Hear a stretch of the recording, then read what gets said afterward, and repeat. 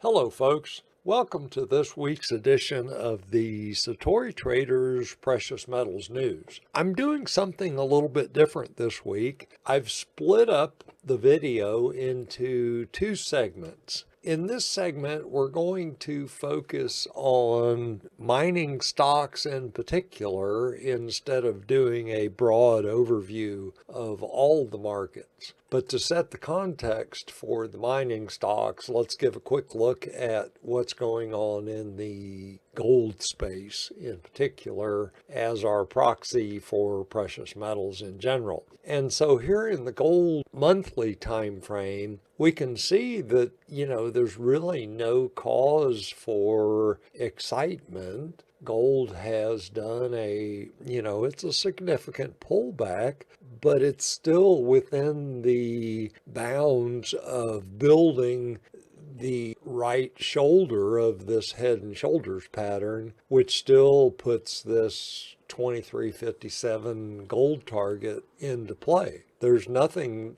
that has happened to negate that target. If we drop down into the weekly time frame, it appears that, or we can see that, gold is approaching a potential level of support at the boundary between these two price channels. And so we'll see next week whether that holds. Here in the weekly time frame, we can see that MACD is still in bull mode. Stochastics or energy is dropping sharply, so we have to keep that in mind. Let's continue to lower time frames. Here we are in the daily time frame, and so obviously we've had a significant sell-off in the precious metals in the last week. We'll talk about the futures markets and how they greatly influence the precious metals. In gold, for example, the leverage is about 20 to 1. In contrast to the SEC mandated limits of about 2 to 1 leverage in the equity markets, in gold and silver futures, we're looking at about 20 to 1 times leverage. And so when a little bit of selling kicks off, it quickly instigates further selling because of the high degree of leverage. So anyway, that's the context for the mining stocks in this segment of this week's videos. We had a big movement in precious metals sector last week. Here in Novo, now let's set the context for Novo. They are a new producer, so they acquired the Nullagine mine and they are ramping it into full production. When they announced, or not long after announcing new production, which of course excited the markets, and we can see this big movement. We're in the weekly time frame here. Not long after that, they announced an equity raise that investors weren't really expecting and obviously weren't excited about. And so Novo sold off, did some sideways bumping, started to kick back up. And last week, we were getting excited about this, this uptrend starting in Novo. And then with last week's movement, we got a big downtrend. Nothing else really to see there. At this point, all we've got is a pullback to support. So we'd like to see Novo in the following week find support at this level and basing or moving higher. Now, here we are, Dolly Varden Silver in the weekly time frame, and this is a more positive picture. So if we look at this downtrending price channel, clearly Dolly broke out above it in, let's see, what is that? That is May of 21, and now here we are, we're testing that breakout level for support. And in a bullish bias, we're assuming that this support level will hold and Dolly will head higher from here. That's the bullish bias. Anyway, Dolly's looking good at this point, in my opinion. Let's continue. This is Loro, and of course, Loro, they've got a huge silver 10 deposit. Price action trying to bump above this 450 level at this point and unable to do so. We're down in the daily time frame. Let's see, nothing really more to see there. Not really looking positive in Loro, but again, we've had some big movements in the mining space. This is SK in the daily time frame. Yeah, so again, downward pressure, a lot of volume. Alexco, this is a US listed. We're looking in the weekly time frame at this point. Price had pushed up into this resistance level from prior highs and dropped off. And of course, as bulls, we were hoping that this support level would hold and push to new highs. Obviously, that didn't happen. Now we have price pushing to lows last week. And notice, as our unbiased opinion, that is a very bearish candlestick. Price closed very near the low of that candle. And that is never a bullish thing. We can see that price rose, or volume rose, which that's not a bullish thing either. When volume rises as price drops, that's an indication of a downtrend. So that is not a positive thing last week. Calibre, we looked at this in last week's report. Price was pushing up against this obvious resistance zone. Last week we got a sell-off. This is the weekly time zone. Got some volume kicking in, selling volume. Investors are moving away from this stock. Sigh. Endeavor, this is obviously an impulsive gap lower on last week's action. We don't like to see that volume increasing on that impulsive gap. Let's see here if we can do. Albeit, let's note that MACD remains in bull mode, although on a sell signal, and energy is in the tank, volume is rising, so a number of bearish signals. But let's back up and focus on a bigger picture. This silver miner remains in an uptrend. So far, we are in an uptrend. There's nothing to negate that. The price action is well above the 200-day moving action, or well above the 200-day moving average. That's bullish action. So all in all, it's too early to give up on EXK. And of course, that's a US listed silver miner. Let's continue. Vino, this is another US listed silver miner stock. What are we down to? $1.18. I paid what I bought. I bought a Vino at $1.31 last week. So obviously I'm kicking myself in the tooth at this point. Price is at $1.18.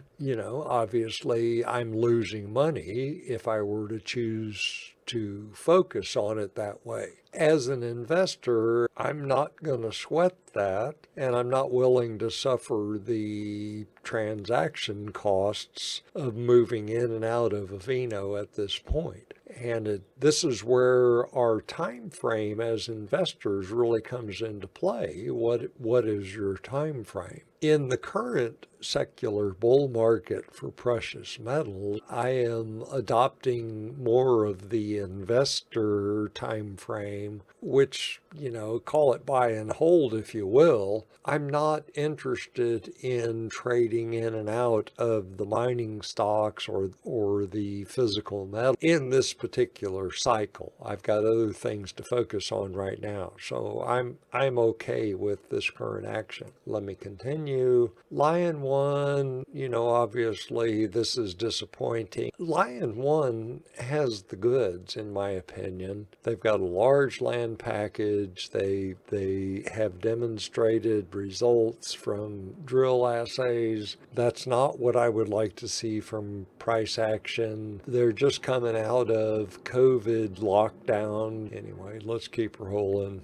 Again, given my time frame as a precious metals investor, I'm not moving out of Lion 1 metal. It's not crossing my mind at this point, hey, how do I bail on Lion 1? That's not part of my thinking process at all. Actually, I'm thinking, hey, when I invest my next chunk of money into the precious metals sector, which stocks will I choose to invest in? And Lion 1 is likely one of those stocks. Again, Lion 1 has the goods. Clearly, they are being undervalued by the market at this point. Clearly. That is my opinion. Altamira Gold, this is another one of Quentin Henney's companies. A lot of movement in volume there. That obviously catches the eye. MACD potentially hinting at some bottoming.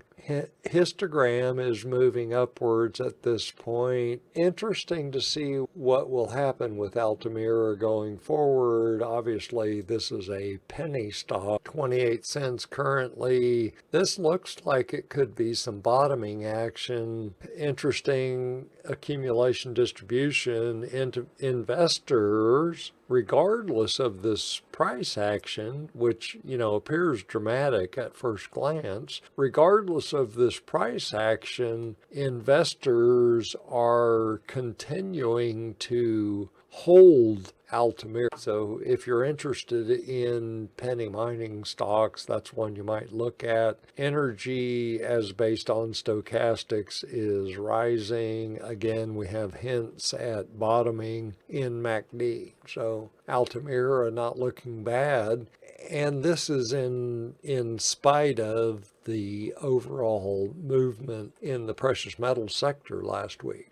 So let's see, Scorpio, this particular stock, in all honesty, it's one I have in my portfolio and I'm considering bailing on. It hasn't performed. There are stocks that are performing better than this one. Notice that the 200-day moving average is rising, 20-day moving average is rising. Price obviously is trying to break above this downtrending price channel. So Scorpio, I'm a holder, I may be a seller. We'll see. And as part of my thinking on exiting this stock is, heck, I'm already in it. There are transaction costs involved in exiting. Why not hold it for a while and see what it does? So that's Altamira. Let's see, Aftermath. This is another silver stock. And of course, I'm overweighting my stock portfolio towards silver. I believe that silver will far outperform gold. Aftermath is not performing along with the silver sector of mining stocks. It is underperforming the sector, and therefore I am considering bailing on it. If it gives me the opportunity, I will probably bail on this stock sooner than other silver stocks. Let's back up a little bit on the time frame. If we look at it in the weekly time frame, there's nothing really there that convinces me otherwise. So that's a stock in my portfolio that I'm watching for a good X. Hannon Metals, this is another one. I believe that Hannon has the land package to perform. They haven't really announced much lately in the news cycle. Investors have moved away from this stock. Potentially we have some bottoming action with some hopefully moving higher. Nice bullish candlestick there, potential for bottoming in the daily time frame. Notice that price in this candle has closed very near the top of the candle, which that's always bullish price action. NV Gold, this is another company that has Dr. Hannay as an advisor. We've got some positive price action. Not very exciting with the accumulation distribution indicator there. MACD remains in bull mode. Energy, stochastics obviously in the tanker. Positive bullish action there in volume, and the moving averages in this time frame are in bullish alignment. So two indications that the primary uptrend in NV Gold is upwards. One, the fact that the moving averages are in bullish alignment, and two, the fact that MACD is in bull mode. So that's a nice action. Note that this is a penny stock currently priced, what is that? Call it 26 cents. So if you're into penny stocks, this is one to put onto your candidate list. What do we got next? B2 Gold. So interacted with a subscriber in the comment section a few weeks ago about B2 Gold. This company is mining in, I want to say Mali, I believe is the country. And, this is potentially an example of geographic risk where a mining company in a first tier country like, the US or Canada, Mexico, might have fared well during last week's sell-off in the precious metals sector. A mining company who is mining in a, not a first tier country suffered more than the first tier miners did. Let's look on a percentage base. We're not getting percentage there, so let's not worry about it. So anyway, so that's B2 Gold. Pulling back to a potential support level. Energy in the tank. Oops, let's get rid of that. That was from a few weeks ago. Let's get rid of that. MACD has dropped back into bear mode. Yeah, B2 is not looking good at all. Let's keep right. And in full disclosure, now I have a small position in B2 Gold, and it is a small position, in a relative to my overall portfolio. I have a very small position in B2 Gold. Would I sell based on this action? No. It's, there's really no reason for me to do so, given my time frame, which is the secular bull market, several years. And that's what I believe we're looking at in the precious metals, is several years of overall uptrending price action. So I am not looking at selling my small position in B2 Gold at this point. Let's keep rolling. Newfound, it appears that they are on to a very significant gold deposit. They are obviously moving higher in price.